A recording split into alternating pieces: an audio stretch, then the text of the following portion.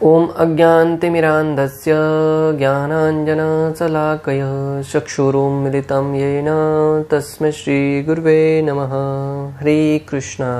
आज गीता श्रृंखला के सत्र क्रमांक 115 में आप सभी भक्तों का हार्दिक स्वागत है। आज हम श्रीमद् भगवद गीता के तीसरे अध्याय जो कि है कर्म योग, श्लोक क्रमांक 22 और 23 का अध्ययन करेंगे। तो आइए, श्लोक इस प्रकार है। न मे पार्थास्ति कर्तव्यं त्रिषु लोकेषु किंचन नानवाप्तं यवाप्तव्यं वर्त एव च कर्मणि। अर्थात, हे प्रथापुत्र, तीनों लोकों में मेरे लिए कोई भी कर्म नियत नहीं है। न मुझे किसी वस्तु का अभाव है और न आवश्यकता ही है, तो भी मैं नियत कर्म करने में तत्पर रहता हूँ।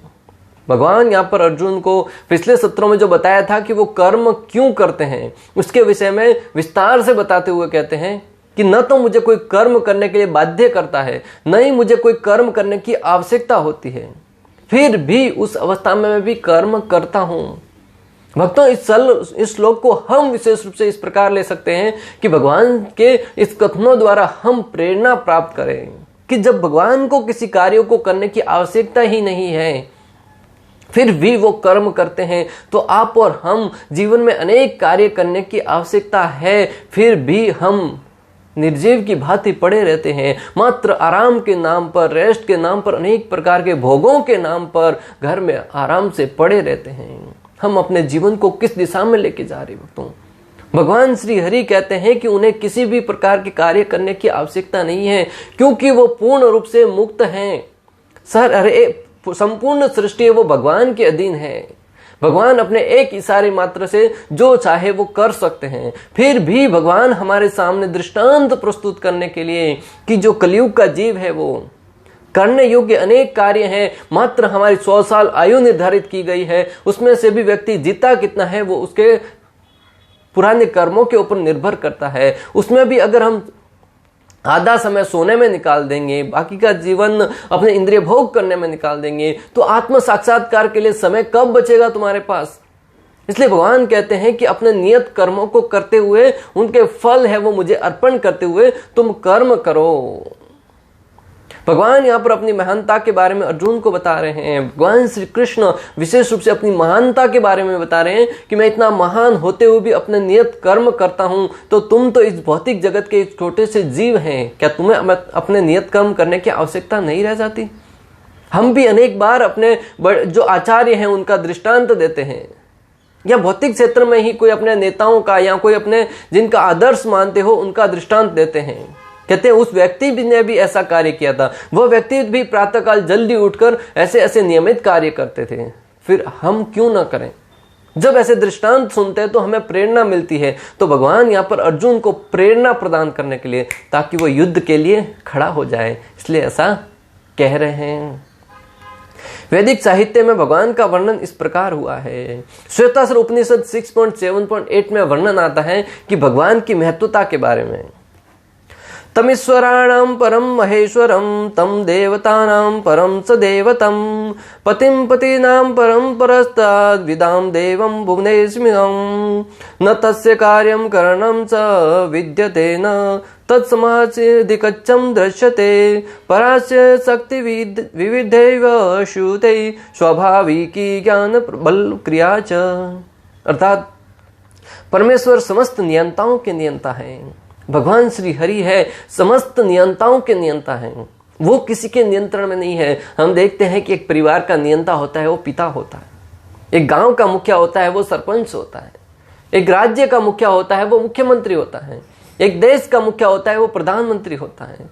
इस प्रकार हर एक के ऊपर कोई न कोई मुखिया होता है। हम इस भौतिक जगत के जो लोग हैं उनके ऊपर मुखिया है वो देवताएं हैं, देवताओं के ऊपर भी मुखिया ब्रह्मा जी हैं। इस प्रकार हर एक के ऊपर कोई न कोई मुखिया है, परंतु जो भगवान है उसके ऊपर कोई नियंता नहीं है। भगवान है वो स्वतंत्र है, पूर्ण रूप से स्वतंत्र है। भगवान के जिसके नाम का उच्चारण करने मात्र से हरे कृष्णा कृष्ण कृष्ण हरे हरे, हरे राम राम राम हरे हरे, जिनके नाम का उच्चारण करने मात्र से व्यक्ति इस भवबंधन से मुक्त हो जाता है, फिर उनको किस प्रकार का बंधन लगेगा? लोग अनेक प्रकार के दृष्टांत देते हैं कि भगवान को भी अपने कर्मों को भोगने के लिए इस धरती पर जन्म लेना पड़ता है। श्री कृष्ण के रूप में हो, श्री राम के रूप में हो, वो इस धरा पर इसलिए आए क्योंकि उन्होंने ऐसे कार्य किए थे जिसका बंधन उनको लगा था।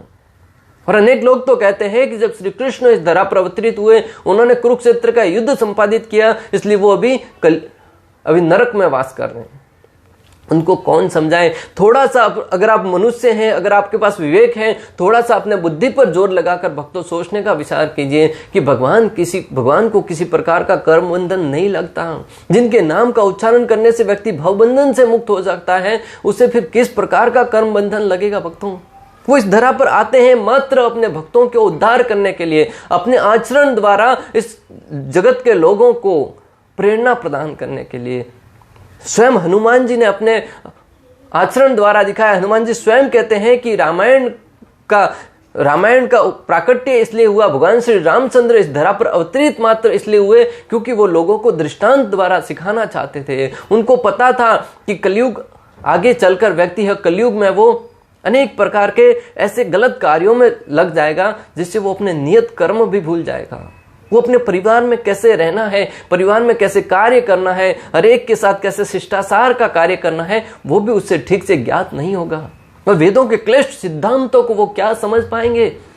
वेदों में बहुत संस्कृत गूढ़ रहस्य के रूप में ज्ञान प्रदान किया गया है। लोगों के पास न तो पढ़ने के लिए वेदों को पढ़ने के लिए समय होगा और न ही वो उनके सिद्धांतों को समझ पाएंगे। इसलिए भगवान हम पर करुणा करने के लिए, कृपा करने के लिए इस धरा पर अवतरित हुए और अपने आचरण द्वारा सिखाया कि हमें एक कर्तव्य निष्ठ व्यक्ति को अपने परिवार में कैसे रहना चाहिए। पिता को, पुत्र हो, भाई हो या राजा हो, उनको जीवन में कैसे आचरण करना चाहिए। तो भगवान की महत्वता के विषय में बताते हुए श्वेतास्त्र उपनिषद में वर्णन आता है कि परमेश्वर है वो समस्त नियंताओं के नियंता है और विभिन्न लोकपालों में सबसे महान है। जितने लोकपाल हैं उनमें सबसे महान है वो भगवान है। सभी उनके अधीन हैं, हर एक जीव है वो भगवान के अधीन है। सारे जीवों को परमेश्वर से ही विशिष्ट शक्ति प्राप्त होती है। बहुत ही महत्वपूर्ण बात है भक्तों, सारे जीवों को विशिष्ट शक्ति है वो भगवान से ही प्राप्त होती है। भगवान के द्वारा अगर कोई भगवान शक्ति प्रदान न करे तो जीव हो अपनी जगह से हिल भी नहीं सकता। अक्सर आपने कभी सुना होगा, कहा जाता है कि अगर पेड़ का एक पत्ता भी हिलता है ना तो भगवान की इच्छा के बिना नहीं हिलता। तो भगवान है वो एक शक्ति प्रदान करने वाले, उस शक्ति का प्रयोग हमें कैसे करना है वो हम पर निर्भर करता है। जिस प्रकार आप देखेंगे जनरेटर है वो करंट है, लाइट ऊर्जा है वो ऊर्जा है बनाता है। ऊर्जा को हम एक तार के माध्यम से दूसरी जगह पर लेके जाते हैं, उस ऊर्जा का प्रयोग किस प्रकार करना वो हम पर निर्भर करता है।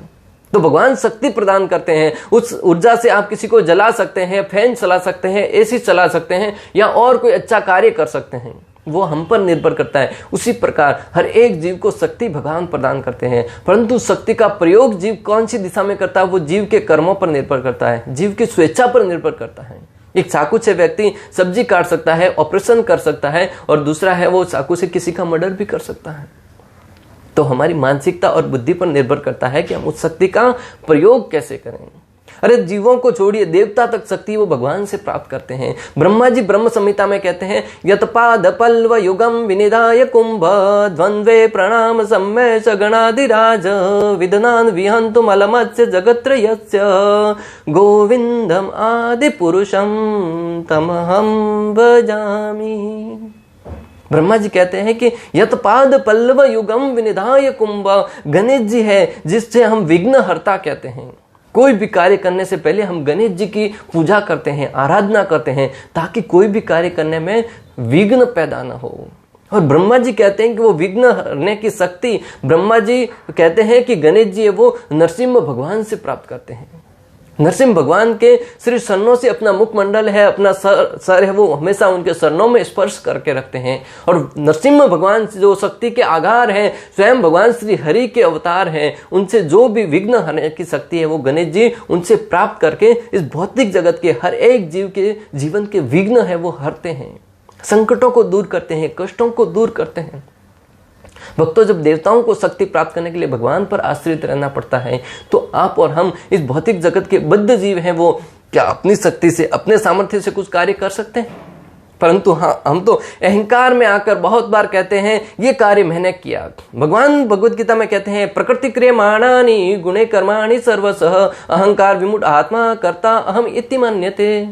इस भौतिक जगत के जो भी कार्य हैं वो प्रकृति के द्वारा स्वतः ही संभव होते हैं, परंतु अहंकार वश जीव कहता है कि ये मेरे द्वारा हुआ है। अरे हम अपनी शक्ति से कुछ नहीं कर सकते। जब परमात्मा के द्वारा जो प्रकृति बनाई गई ना उसके द्वारा होता है, हम मात्र माध्यम बनते हैं। शक्ति प्राप्त होती है। जीव स्वयं श्रेष्ठ नहीं है, वे सभी देवताओं द्वारा भगवान स्वयं सभी देवताओं द्वारा पूज्य हैं और समस्त संसालकों के भी संचालक हैं। भगवान है वो समस्त देवताओं द्वारा पूज्य है। दृष्टांत भक्तों, जब भी इस भौतिक जगत में कोई संकट आते हैं, कष्ट आते हैं, पृथ्वी देवी जब इस दुराचारियों के अत्याचारों से भारी होने लगती है, उनके पापों से भारी होने लगती है, तब गोमाता का रूप धारण करके ब्रह्मा जी के पास जाती है और ब्रह्मा जी पृथ्वी देवी को आगे करके शिव जी सहित भगवान श्री हरि के पास जाकर और समस्त देवताओं को साथ में लेके जाकर, श्रीमद् भागवतम में भी वर्णन आता है 2.6 में कि देवता है वो भगवान की स्तुति करने जाते हैं। पुरुष सूक्त नामक श्लोकों द्वारा, बहुत ही सुंदर श्लोकों द्वारा भगवान की स्तुति करते हैं। और जब भगवान की स्तुति करते हैं, भगवान क्षीर सागर में सोए रहते हैं, वहां पे प्रसन्न होते हैं, तब देवताओं को आश्वासन देते हैं कि जाइए, मैं यहाँ पर तुम्हारे जो भी कष्ट हैं उनको हरने के लिए पृथ्वी लोक पर आऊंगा। जब कंस ने अत्याचार किए तब भी पृथ्वी देवी भगवान के पास गई, जब रावण ने अत्याचार किए तब भी भगवान के पास गई, जब हिरण्यकशिपु ने अत्याचार किए तब भी पृथ्वी देवी भगवान के पास गई और भगवान ने हर समय आकर उनको बचाया है। जब हिरण्याक्ष ने पृथ्वी देवी को इस पानी के अंदर, समुद्र के अंदर डुबा दिया था, तब स्वयं भगवान श्री हरि है वो वराह रूप में आकर उनको वहां से बाहर निकाला, हिरण्याक्ष का वध करके। भक्तों, तो यहाँ पे हमें समझने वाली बात है कि जब भी देवताओं के जीवन में भी संकट आते हैं ना, वो भागे भागे भगवान की शरण में जाते हैं। तो हमें भी भगवान की शरण में जाकर उनकी भक्ति करते हुए अपने जीवन को सफलता के मार्ग पर आगे बढ़ाना चाहिए।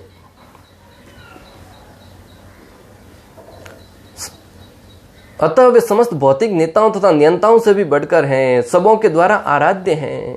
भगवान है वो समस्त भौतिक नेताओं के भी आराध्य हैं। इस भौतिक जगत का नेता जब चुनाव जीतता है तब तो अपने आप को ईश्वर मानने बैठता है, अपने आप को ही हर एक कार्य के लिए कर्ता मान बैठता है। परंतु भक्तों, आपने सबने अनुभव किया होगा, जब चुनाव आते हैं, जब वोटों का समय आता है, तब हर एक नेता है वो किसी न किसी मंदिरों में वहां पे शक्कर लगाता हुआ प्रतीत होता है। कोई हनुमान जी के मंदिर में जाता है, कोई काली माता के मंदिर में जाता है, कोई भगवान श्री रामचंद्र के मंदिर में जाता है, कोई भगवान श्री विष्णु के मंदिर में जाता है, कोई भगवान भोलेनाथ के मंदिर में जाता है, कोई देवी माता के मंदिर में जाता है। हर एक नेता कहीं ना कहीं मंदिरों में घंटियां बजाता हुआ प्रतीत होता है। भक्तों, इस बात से यह सिद्ध होता है कि सबके मालिक है वो भगवान है। बड़े से बड़ा धनवान व्यक्ति भी आपको भगवान के समक्ष हाथ जोड़े हुए उपस्थित पाया जाएगा। गरीब से गरीब व्यक्ति मंदिर के बाहर मांगता है और धनवान से धनवान व्यक्ति है वो मंदिर के अंदर जाकर भगवान के समक्ष जाकर मांगता है। इससे यह सिद्ध होता है कि सर्वश्रेष्ठ है वो भगवान है। इस जीव है वो अपने अहंकार में आकर कभी कभी अपने को कर्ता मान बैठता है, परंतु इन सारे के सारे दृष्टांतों को ध्यान में रखते हुए हम इस नतीजे तक पहुंचते हैं कि जो सबके अधिपति हैं, सबके स्वामी है, वो परम ईश्वर है, भगवान है। उनसे बढ़कर कोई नहीं है और वे ही समस्त कारणों के कारण है। भगवान है वो ही समस्त कारणों के कारण है। भक्तों, पिछले सत्र में भी हमने पढ़ा कि ब्रह्मा जी ब्रह्म संहिता 5.01 में कहते हैं, ईश्वर परम कृष्ण सचिदानंद विग्रह अनादिर आदिर गोविंद सर्वकार कारणात्। भगवान है वो हर एक कारण के कारण है, सर्व कारण कारणात्। भगवान हर एक कार्य घटित होता है, उसके पीछे एकमात्र कारण है भगवान श्री कृष्ण।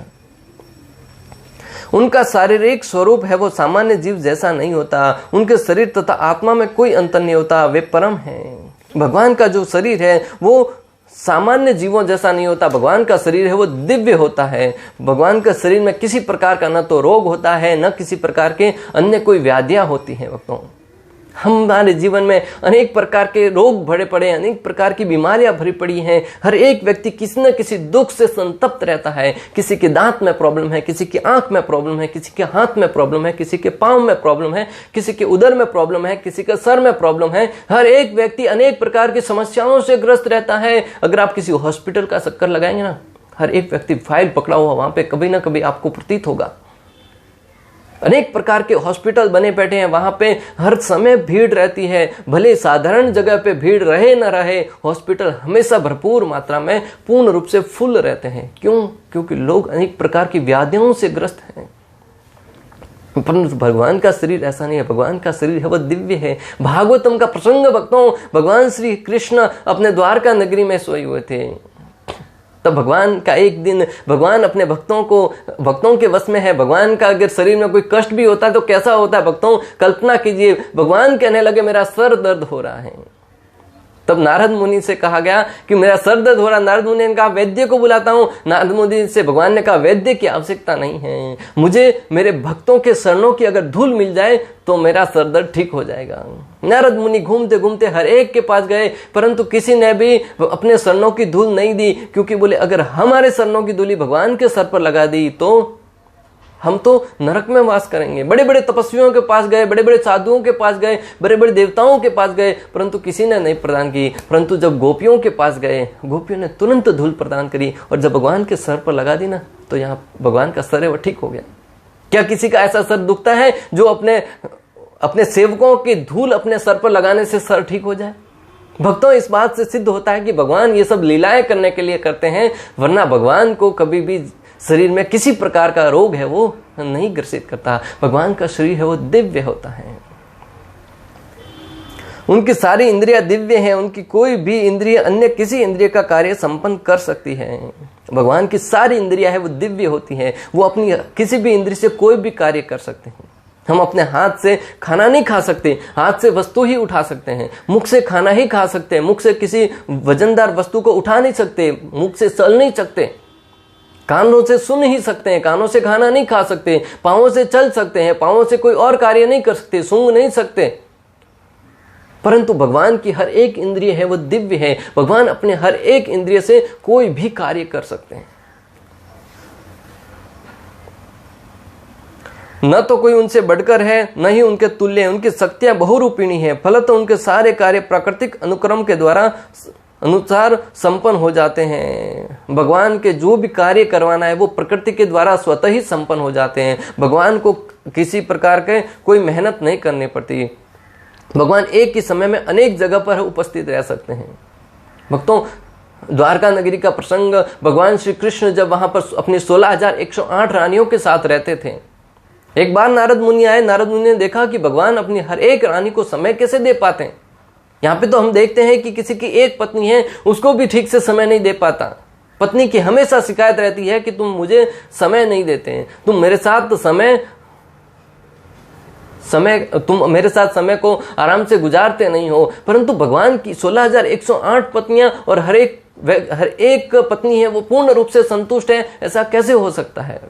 तब नारद मुनि आकर देखा तो भगवान श्री कृष्ण जिस महल में नारद मुनि गए, हर एक महल में भगवान अपनी रानियों के साथ उपस्थित थे। भगवान अपने शरीर का बहुत रूपों में विस्तार करते थे और हर समय हर रानी के साथ उपस्थित रहते थे। इन सब बातों से सिद्ध होता है भक्तों कि भगवान का शरीर है वो दिव्य है। भगवान हर एक के मालिक है। भगवान जो चाहे वो कर सकते हैं। हम मात्र भगवान को अपना स्वामी मानकर उनका दासत्व स्वीकार करके ही हम अपने जीवन में सुखी रह सकते हैं।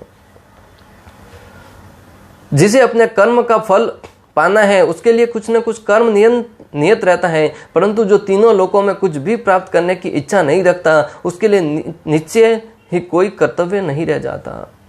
जिसे इस भौतिक जगत से अपने कर्म फलों के बंधन से मुक्त होना है या अपने कर्मों का फल प्राप्त करने की इच्छा है, उस व्यक्ति के लिए तो कर्तव्य कार्य करना अनिवार्य है, अपने नियत कर्मों को करना अनिवार्य है। जैसे अर्जुन को कुरुक्षेत्र का युद्ध जीतना था, इसलिए उनको युद्ध करना अनिवार्य था। जिस प्रकार हमें अपना परिवार का भरण पोषण करना है, इसलिए धन कमाने के लिए जाना पड़ेगा। हर एक जीव को अपने ऊपर आश्रित जनों को संतुष्ट रखने के लिए धन कमाने की आवश्यकता पड़ती है या कर्म करने की आवश्यकता पड़ती है। अगर कोई आश्रित नहीं है तो स्वयं के शरीर के भरण पोषण के लिए तो कोई ना कोई कार्य करना ही पड़ेगा। परंतु भगवान है वो, भगवान को किसी वस्तु की कोई आवश्यकता नहीं है, वो आत्मा राम है, अपने आप में ही परिपूर्ण है। भक्तों, जब भगवान श्री हरि नर नारायण के रूप में बद्रीनाथ में तपस्या कर रहे थे, तब उनकी तपस्या से इंद्रदेव का सिंहासन डोलने लगा। तब इंद्रदेव ने हमेशा की तरह एक अप्सराओं को भेजा कि जाओ, और कामदेव को भेजा कि जाओ तुम वहां पे जाकर नर नारायण देव की तपस्या है वो भंग कर दो। जब कामदेव अनेक अप्सराओं के साथ वहां पे आकर अनेक प्रकार के अपने बाणों के द्वारा भगवान को घायल करने का प्रयास किया, तब भगवान श्री हरि बहुत ही शांत भाव में, मृदु भाव में सामने आए। उन्होंने देखा कि सामने अप्सराएं नृत्य कर रही है। भगवान ने कहा कि ये अप्सराएं क्या है। भगवान ने अपनी जंगा से उर्वशी नाम अप्सरा प्रकट करी और कामदेव को प्रदान किया कि जाओ तुम अपने इंद्रदेव को ये प्रदान करना, तुम्हारी ये अप्सराएं हैं वो मेरा क्या मनोरंजन करेगी। भगवान स्वयं के अंदर आत्मा राम है, अपने अंदर ही रमण करते हैं। उन्हें बाहर से किसी वस्तु की सुखी होने के लिए आवश्यकता नहीं है। वो अपने भक्तों को आनंद प्रदान करने के लिए इस धरा पर अवतरित होते हैं, उनके साथ लीलाएं करते हैं। परंतु भगवान को स्वयं के सुख के लिए कोई कार्य करने की आवश्यकता नहीं रह जाती। तब वो उस अप्सराओं को लेकर जब इंद्रदेव के पास गए तो इंद्रदेव बड़ा लज्जित हुआ। भक्तों, यहाँ पर समझने वाली बात है कि भगवान है वो आत्मा राम है। उन्हें किसी प्रकार का कोई नियत कर्म करने की आवश्यकता ही नहीं है। फिर भी क्षत्रियों के नायक के रूप में भगवान कृष्ण कुरुक्षेत्र की युद्ध भूमि में कर्मरत हैं, क्योंकि क्षत्रियों का धर्म है कि दीन दुखियों को आश्रय प्रदान करें। हम पढ़ रहे हैं कि भगवान को किसी प्रकार का कर्म करने की आवश्यकता नहीं है, फिर भी भगवान कुरुक्षेत्र के युद्ध स्थल पर उपस्थित हैं और सारे कर्म कर रहे हैं। क्षत्रियों का एक तरह से देखा जाए तो आगे क्षत्रियों का मार्गदर्शन करते हुए, युद्ध करते हुए प्रतीत हो रहे हैं, क्योंकि क्षत्रियों का कर्तव्य है कि वो अपने ऊपर आश्रित जनों का मार्गदर्शन करें, उनको रक्षा करने के लिए आगे आए। यद्यपि भगवान शास्त्रों के विधि विधानों से सर्वथा ऊपर हैं, फिर भी वे ऐसा कुछ नहीं करते जो शास्त्रों के विरुद्ध हो। भगवान है वो सर्वथा हर एक प्रकार के जो शास्त्र हैं उनसे ऊपर हैं, परंतु फिर भी भगवान ऐसा कोई कार्य नहीं करते जो शास्त्रों के विरुद्ध हो, जिससे शास्त्रों के त्रुटि हो। इसलिए तो भक्तों देखिए, जब भी ब्रह्मा जी ने किसी राक्षस को कोई आशीर्वाद दिया हो या शिव जी ने कोई आशीर्वाद दिया हो, तो भगवान जब अवतरित होते हैं उन राक्षसों का वध भी करते हैं ना, तो उन दिए हुए वचनों को तोड़ते नहीं है, वचनों को आधार मानकर ही उनका वध करते हैं। नरसिंह भगवान प्रकट हुए, अनेक प्रकार के अवतार हुए, तब तक उन्होंने हर एक देवता द्वारा प्रदत्त वरदान है उनका पालन करते हुए उनका वध किया है। इस प्रकार श्लोक क्रमांक 22 पूर्ण हुआ। अभी हम लेंगे श्लोक क्रमांक 23। ये दिहायन वर्तेयं जातु कर्मण्यतंद्रित मम वर्तमानुवर्तन्ते मनुष्या पार्थ सर्वशः। अर्थात क्योंकि यदि मैं नियत कर्मों को सावधानी पूर्वक न करूं तो हे पार्थ, यह निश्चय है कि सारे मनुष्य मेरे पथ का ही अनुगमन करेंगे। भगवान इसका कारण भी बता रहे हैं कि वो क्यों नियत कर्मों का पालन करते हैं, कि अगर मैं इन नियत कर्मों का पालन न करूं तो निश्चित है कि पीछे आने वाली पीढ़ी मेरा अनुसरण करेंगे, और उस अवस्था में जो मैंने कार्य किए हैं वो कार्य करने के प्रयास में वो अपने अधोगति के कारण बनेंगे। वैदिक नियम है कि भगवान कृष्ण के लिए, वैदिक नियम है वो भगवान कृष्ण के लिए नहीं है, लेकिन क्योंकि वे धर्म की स्थापना के लिए अवतरित हुए थे, अतः उन्होंने निर्दिष्ट नियमों का पालन किया। जो भी वैदिक नियम है, परिवार में रहना है, अपने नियत कर्मों को करना है, वो भगवान के लिए नहीं है, फिर भी वो अपने नियत कर्मों को कर रहे थे, क्योंकि वो धर्म की स्थापना के लिए प्रकट हुए थे। और अगर वो यहाँ पे आकर वो अपने नियत कर्मों को नहीं करते तो लोग हैं वो पथ भ्रष्ट हो जाते हैं। तो भगवान का जो उद्देश्य था धर्म की स्थापना करना, वो धर्म उससे लक्ष्य से भटक जाते थे। इसलिए भगवान ने अपने नियत कर्मों का पालन किया। श्रीमद् भागवतम से ज्ञात होता है कि श्री कृष्ण अपने घर में तथा बाहर गृहस्थोचित धर्म का आचरण करते थे। श्रीमद् भागवतम में वर्णन आता है कि जब भी भगवान के घर पे कोई अतिथि आता था या कोई भी व्यक्ति, ब्राह्मण आया हो, क्षत्रिय आया हो, तो उनका एक ब्राह्मण के आया तो उसको ब्राह्मण की भांति उनको घर पे आवाभगत करते थे। ऐसा नहीं कि वो भगवान है तो किसी को मेहमानों का आवाभगत नहीं करते थे, मेहमानों का सम्मान नहीं करते थे, किसी और राजा के साथ सही व्यवहार नहीं करते थे। भगवान ने एक गृहस्थ व्यक्ति का कर्तव्य क्या होता है, जब ब्राह्मण आते थे उनके पाद प्रक्षालन करते थे और उस जल को, सर्णामृत को अपने पूरे परिवार पर छिड़कते थे। भक्तों, इन सब बातों से सिद्ध होता है कि भगवान ने हर एक कार्य जो अपने आदर्श के रूप में स्थापित हो वह कार्य करके हमारा मार्गदर्शन किया है।